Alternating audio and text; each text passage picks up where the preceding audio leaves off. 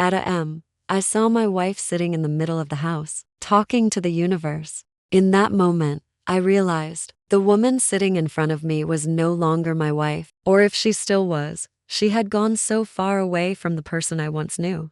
After the 150 million dong healing course, life in our home started changing in strange ways. At first, it was just a few small habits. My wife Huang began staying up very late. Before, she was the kind of person who went to bed at p.m. and woke up early to prepare breakfast for the family. But now it was different. Every night, I would see the living room lights still on. Soft meditation music played from a small Bluetooth speaker. The same slow melodies repeating over and over, almost hypnotic. At first, I thought she was just trying some new relaxation methods. But then those nights kept going. 1 week, 2 weeks, a month. Huang barely slept anymore. One night, I woke up at a.m. to use the bathroom. From the bedroom, I saw a flickering golden light in the living room. At first, I thought my eyes were playing tricks on me, but when I stepped out, I froze. The entire living room was filled with candles. Candles on the table, candles on the floor, candles surrounding her yoga mat. And in the middle of that circle of candles was my wife. She sat cross-legged,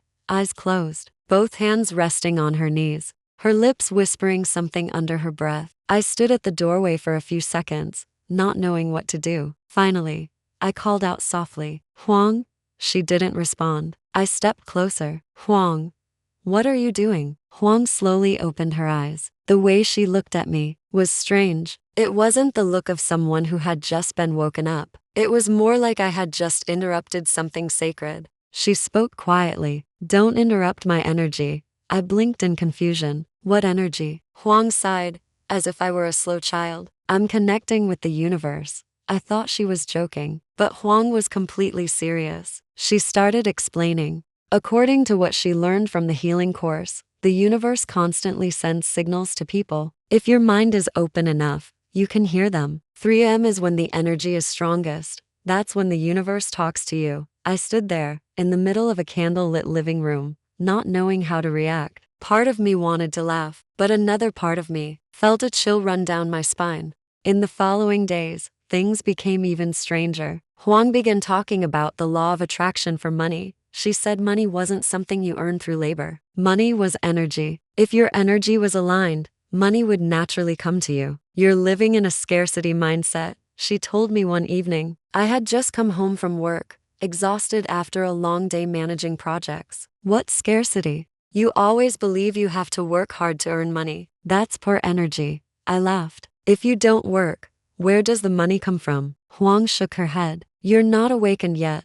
That sentence started appearing more and more often. Whenever I disagreed, whenever I asked questions, whenever I showed skepticism, Huang only replied with one line, "You don't have the energetic level to understand." Slowly, I became the problem in her story. One evening, when I suggested she should sleep earlier, Huang suddenly snapped, "You're always dragging me down." I froze. "I'm just worried about your health." "No," she said coldly. "You are the toxic energy in this family." The words hit me like a slap. From that moment on, everything flipped. If something went wrong in the house, it was because of my negative energy. If she couldn't sleep, it was because my vibrations were too low. If we were short on money, it was because my poor mindset was pulling the whole family down. I had somehow become the destroyer inside my own home. But the real shock came on a Friday afternoon. That day I was in a meeting when my phone started vibrating non-stop. Unknown number. I ignored it. 5 minutes later, it rang again. Another number. Then another. After the meeting ended, I called one of them back. A man answered. "Are you Huang's husband?" I felt slightly confused. "Yes." His voice turned firm. "Tell your wife to settle her loan. It's overdue." I thought they had the wrong person. "Sorry, you must have the wrong number." "No, we don't." The man read out my wife's full name, then our home address, and then he said a number that made my blood run cold. 150 million. I hung up. My heart was pounding. Only one thought ran through my mind. That can't be right. But before I could process anything, my phone vibrated again. A text message. Unknown number. "Tell your wife to pay her debt. Don't make us come to your house."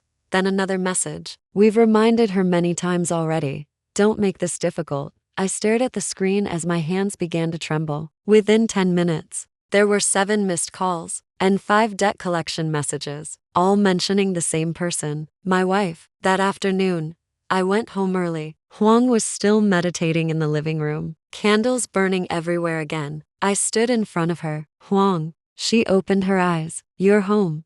I held out my phone. What is this 150 million about? Huang looked at the screen. Then, she sighed. No panic, no surprise, just a sigh. As if I had asked a very foolish question. She said something I will never forget. That's an energy investment. Before I could even process what that meant, my phone vibrated again. Another message. This time it only had one short sentence. You should check again. It's not 150 million. My heart started racing. I opened the message, and when I saw the real number, I felt like the ground beneath my feet collapsed. 450 million. And that was only the beginning.